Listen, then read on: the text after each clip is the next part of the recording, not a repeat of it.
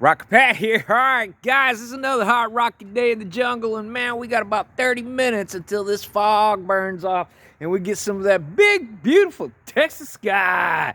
All day long, it's going to be great around here. It's going to probably be in the low 60s for the high today. Let's see what I got going on because the little lady falcon is gone, flew back to its nest, and is out of my garage. And now it is time for Johnny. Johnny is back on the, well, got this, you know, you just can't, they just won't leave. Every time I try to think I'm out of it, they drag me back in, boys. All right, guys, well, let's see what I'm doing. Okay, my goal here is I got this building through the end of January, okay? And before the end of January, I want the fenders painted, the doors painted, the cab, whoa, it turned off there. The cab back down on the chassis and bolted down. I found all my mounts. I went and bought some fresh sand from a sandblaster. Got to sandblast all this junk up and make it look better. And yeah, then I am going to put this back down. I got carpet coming.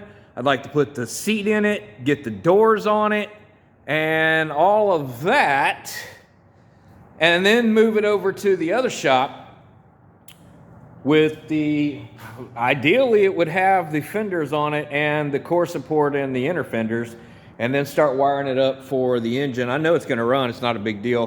What I got to do left to put the cab down is going to be fuel lines. You can see those right there where I started messing with that. I got a new fuel filter for it. Finally got some fittings over here for the transmission cooler. And yeah, it's not far from sitting there. I want to make the fuel lines and get all that done. Then set the body on the chassis. I've got brand new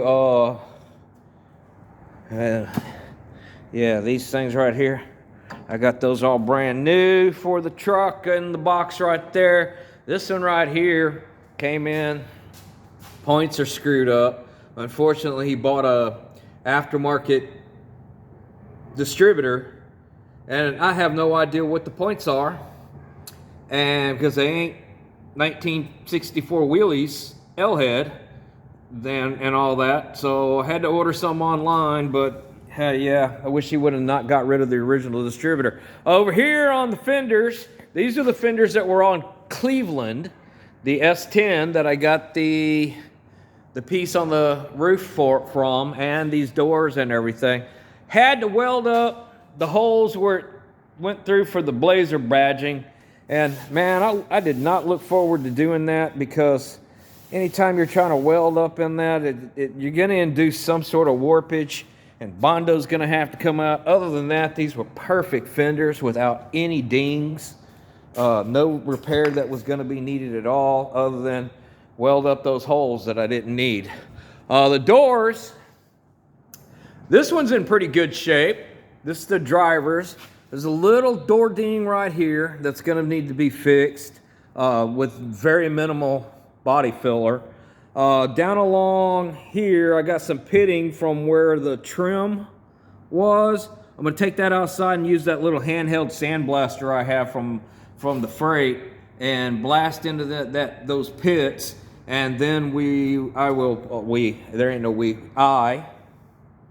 have some glazing putty to fill all those little pits up, and then after that it'll be ready for epoxy primer and then high build primer on top of that. I want to get this all done this weekend, or at least by midweek or by New Year's, so I can let it sit for a couple of weeks and let that high build shrink into where it needs to go, because it needs a few seconds to, it just needs a little bit to cure up and shrink, do its shrinking thing.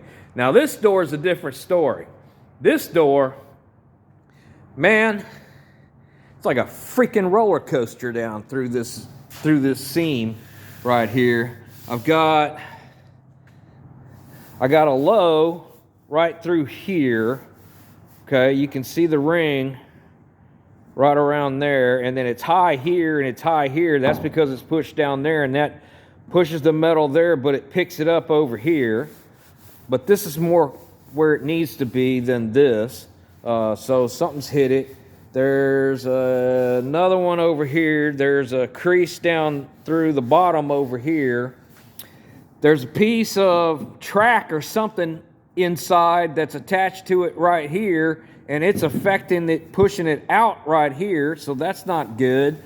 Down here, if you look closely, there's a crease that goes all the way up around, all the way through here. Some asshole opened his car door into this. And it's low right here, high all around here. It's got a small crease-looking thing here, but I think high build will take care of that right there. No filler needed there. A little filler down here and a little right here on the top. No, I'm not going to bang out all the dents. I can't reach all of them, and I don't have time. And it doesn't matter if it's got a little bit of mud on this door. It's not the end of the world. I'm not going to...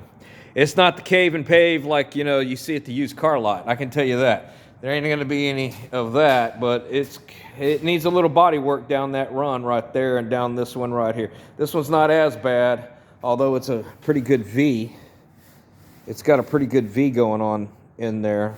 I mean, ideally, I'd go get some of my tools out and stud weld on that and pull that up and tap it down, but again, I don't have time, and I need to get this done and not take forever to do it. All right, guys, well, that's all I got right now. We're rocking it down, getting them down, and making them sound with Johnny. Johnny Little Dick is back in the fucking shop. All right, talk to y'all next time. Y'all keep rocking and a rolling and a rolling and a rocking.